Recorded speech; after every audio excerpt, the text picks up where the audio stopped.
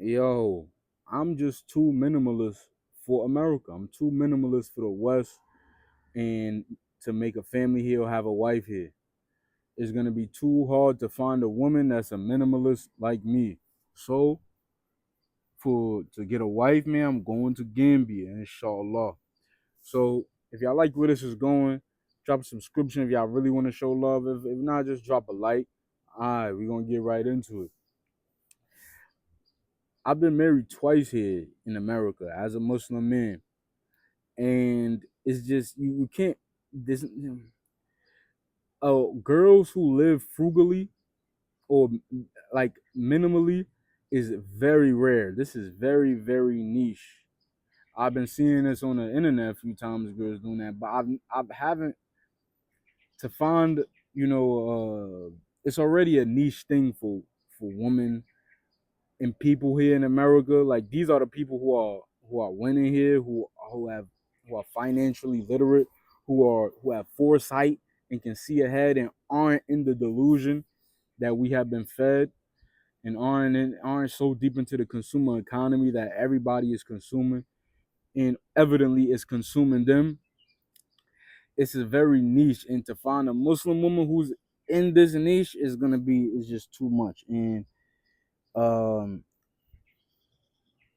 I don't want to push that on a woman here who isn't like that. Like uh, a girl in Gambia in this house that I'm in this little apartment that I'm living in right now, they would be pleased with this. They would be pleased. It's no stand up shower. It's like a shower, but you gotta sit. The Gambian will be pleased with that. They will be pleased. Some of them don't have a shower. They pour water on themselves and soap up. That's for the native Gambians who haven't, who don't have the income to further develop their compound. And this is the type of woman that this is the type of development that was at the compound that I was staying in when I was in Gambia. They didn't have a shower. There was no shower. The girls had to poop outside. All the men, everybody had to poop outside, and shower outside. Now, to be honest, I don't know what the girls was doing. To be honest with you, if I'm being totally honest, because the men and girls they poop in a different area. They their bathroom area is different from the men's in that compound, and but that's what I was. So I honestly I don't know. Let's strike that part. I don't know what the girls was doing, but I know what us men was doing. It was a toilet outside with some brick wall around it, and we walk in, poop, do a stinger, which is wipe, wipe your genitals with just wipe your private areas with just water and no toilet paper. Now me, I had to get toilet paper because I wasn't used to that yet. And we also were showering outside. At night, pour the water on ourselves, and soap up, pour the water on ourselves. That's what we was doing. And you know why I was able to easily connect with that? Because I'm minimal. I live frugally. I didn't go there, feeling, so detached from poverty. I'm not gonna ever say I was in poverty, but let's just say, man, I used to ration. I don't know when I'm gonna get my next dollar. So let's say if I got $4, I'm in middle school or something like that. I got $14. I don't know when I'm gonna get my next dollar. So it's like, all right, really gotta stretch this for as long as possible because I don't have any income. Oh, I gotta stretch it long as possible. I don't know, like, so.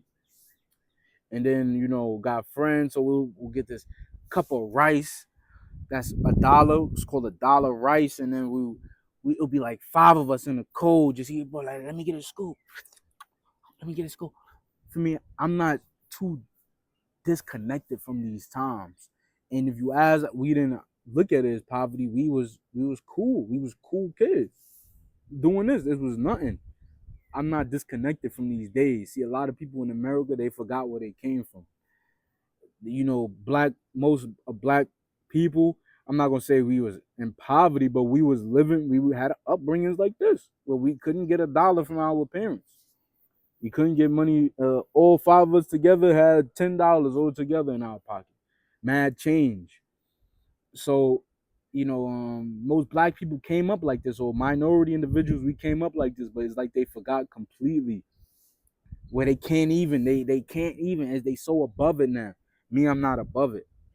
I'm not above it. And I see it as, if you can be content and at peace while doing this, and you don't feel like your ego is taking a hit, then you're gonna be good. And the people in Gambia, the Gambians that I was staying with and eating with, they their lifestyle was eating with their hands.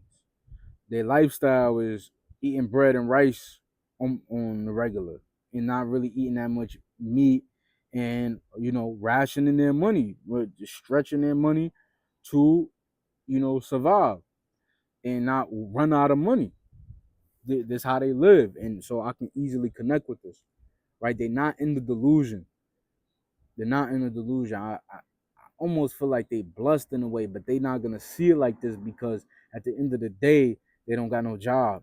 They can't get married because they don't feel like they can't provide for the woman, and it's hard to get jobs over there. So they're not gonna see it. But I try to tell the family that I was staying with. A couple of them was talking about, oh, coming to America and working. I'm like, man, like, you know, like, I know that sound good, but I guess I can't explain. I'm like, I'm coming here. You want to go there and I'm coming here. And if they get an opportunity to go there to get some opportunity to make their first 500, I can't really go against that, man. You got to get your money up. I can't go against that, but it's dangerous for your soul, your soul. Um, but yeah, on a regular, minimal, minimal. And that's why I also feel like I'll be able to marry a couple women at the very least, because the supply for marriable men is scarce, I guess, because of the financial, the economy of the place. And may Allah make them more economically, may Allah increase them economically, because that doesn't make me feel good for them to not be able to, for you to tell a brother, man, you got to get married one day. And he said, what brother want to marry what woman want to marry a poor guy? Like, and it's like, dang, a lot of them feel that way.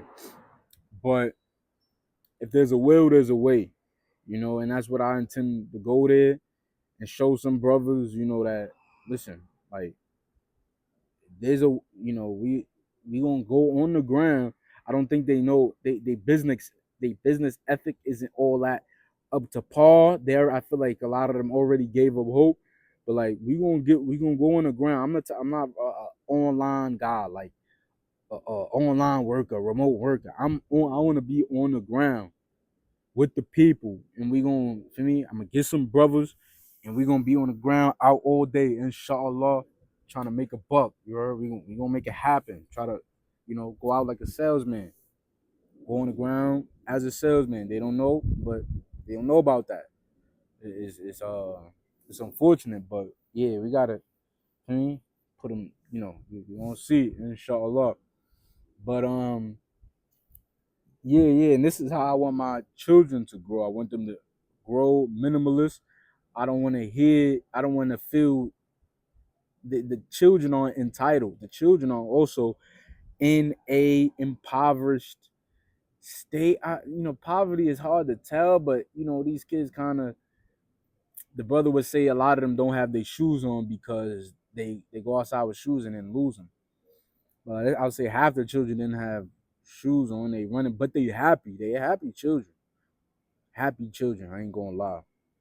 Uh, you know, they not entitled. A couple of them. I gave one money one day. I just seen him walking. I was just like, yo, here, give him a couple. Maybe $3 worth of USD, $200, and he came back like another day with his friends, and he was like, money. I was like, all right, here. I gave all three of them some little bit of money, put a, but that's not, and I don't. I wouldn't see that as entitled. I'm talking about entitled where they ain't a parents saying, "Oh, I need this, I need that, da da da da da." They also in their default mode, which is just survival. They just want to go home and eat, go outside, play, go home, eat. They not thinking high tech, high technology and games and just this stuff is like, I just feel like America is way ahead. It's overdeveloped where people can't see straight. It's overdeveloped into delusion, and the delusion just is increasing and increasing. And the parents don't have wisdom enough to say, yo, we living above our means. You're not getting that. You're not gonna be like your friends, and that's also another thing. I think most of the kids, most of the people in the community, they're in the same economic range. Like they feel like it's not like, oh, you got something, I don't got something. They all look the same. They all playing the same. They all some of them may have phones, some of them not, I guess, but I think when they go home, they see that they can't. That's something that they would never ask for. Um, yeah, and it was pretty humble. Where I see, the women, they are just humble, and the women are a way where you could kind of see what goes on because they have the most, I guess, inclination to show out. Believe it or not, women have seem that have the biggest ego. They have like they show the biggest ego. At least when you look at the West, right? They go out competing. They wanna show out. Like you know, depending on the neighborhood, definitely in the city, they want to show out and makeup and all of that, and they feel like they better than the next person. Um, the when I knew this was like the place, right? When, like I said, they eat with their hands, but it's not just the men. The women eating off a big plate with their hands. Beautiful, a beautiful woman, from the regular woman to the beautiful woman. That's all how they eat. None of them wear makeup. I didn't see not an inch of makeup, and I despise makeup. I despise it. I don't want to have to tell you don't wear makeup. I want you to not have it in your repertoire. Like, don't have it in your inventory. My first wife was like this, alhamdulillah, but that didn't last. But my second wife, it was more of a problem. In the house, she didn't wear makeup. When she went to work, she didn't wear makeup. But then out of nowhere, I see her. She's saying she going out with her cousin. She got a face full of makeup. I'm like, all right, yeah, nah. So yeah, that was the turning point right there. When I see the woman eating with her hands, I know it sounds weird, but it's humble. It's regular. It's like it's just normal. It's human. It's like it's nothing. It's not like I'm entitled. Oh, it's so nasty. Oh well. Oh, eat my hands. Oh, well. I don't dig that. Like I said, I'm minimal. And then it was like, oh, give him a spoon. I'm like, nah, I'm Gucci. I'm gonna eat like y'all. I'm Gucci. For me, I trust in a law that. For me now with the water, they said don't drink the water. I was drinking the water. Uh, I could kind of tell. I've been drinking tap water all my life. I could kind of tell when water is not good. I can tell when it's bad. I can look at it and see. I can taste it. Wash it around my mouth and see if it's bad water. So I knew it was, but I was still drinking. They was getting me the bottled water, but they was drinking the tap water. Um. Yeah. These people aren't the people aren't dirty. You eat with your hands. You aren't dirty, right? Like it's just your hands. It's just your hands at the end of the day.